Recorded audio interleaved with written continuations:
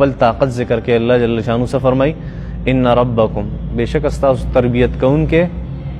الذي اللہ اللہ دے الذي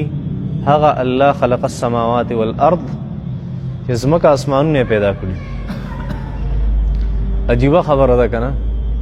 الله جل شانو په خپل طاقت کې د ازمک آسمانونو ول ذکر کوي چې زما طاقت ته ازمک آسمانونو ما پیدا کړي. کلک د سورته نازعات اغا ذهن تراول نلتدي انتم اشد خلقا ام السماء بناها رفع سمكها فسوا. الله فرمایي استاسو پیدا کول ګران دي که ازمکه اسمانونو پیدا کول ګران دي. ته چې شی او ما ته وي او تا ته وي ازمکه اسمانونو پیدا کول ګران دي هغه ما برابر کړی دي هغه ورځ او شپه ما رئیستی ده او دونه په ترتیب می دا هغه نظام برابر کړي. انتم اشد خلقا تاسو زیات ګران یې په پیدا کولو کې ام السما یا اسمان بناها الله اسمان جوړ کړی دی رفع سمکها فسواها او د دې د چته پورته کړی دی او بیا برابر کړی. واغطش ليلها واخرج ضحاها په دې کې رڼا او تیاره پیدا کړي. والارض بعد ذلك دحاها هغې نه پس مې ځمکه خوره کړې اخرج منها ماءها ومرعاها او دې نه مې بیا اوبه رایستي او دې نه مې ګیاګانې رایستي. والجبال ارساها او په دې مې بیا غرونه ټکوالی دي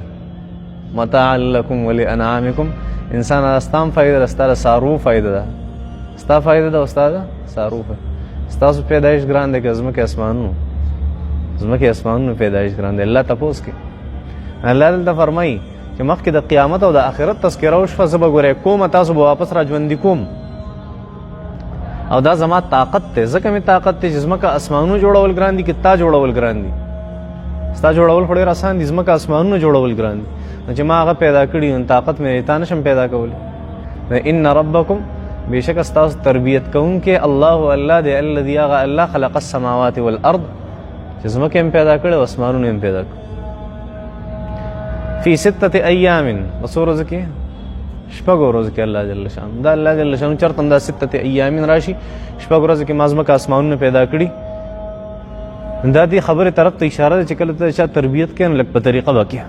په قلاره زر به نه کوې ځکه الله جل شانو کن فیکون ذات دی څه دی اواز به یې کړی وی حکم به هر څه به جوړ شوی وی داسې نه وه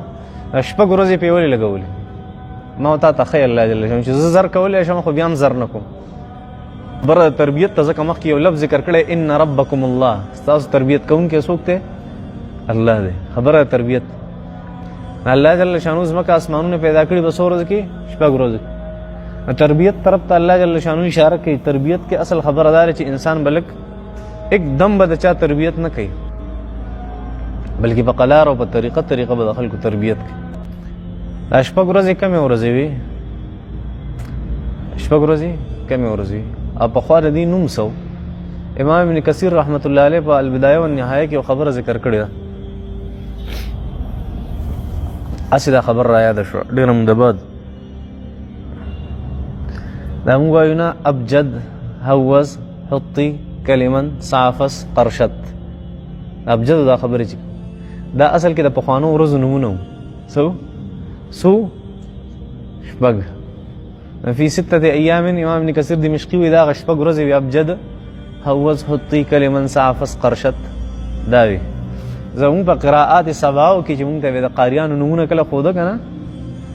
اووه قاریانو بیا د هغې دوه شاګردانو نو مونږ ته بیا داسې یاد کړي هغه یو حرف نه دی هغه به د یو قاري دپاره نوم و ابج دهز حطي کلم نو صحف ضق رست داسې دی راته هغه مونږ راټکړو په یو زمانه کې دا د قاریانو نومونه و اصل کې اووه قاریانو او څو شاګردانو دوه شاګردانو هر لفظ ته کو ګورې درې حروف دي پکې دا هر یو حرف دا علامت دی د یو قاري دپاره داسې ده ښه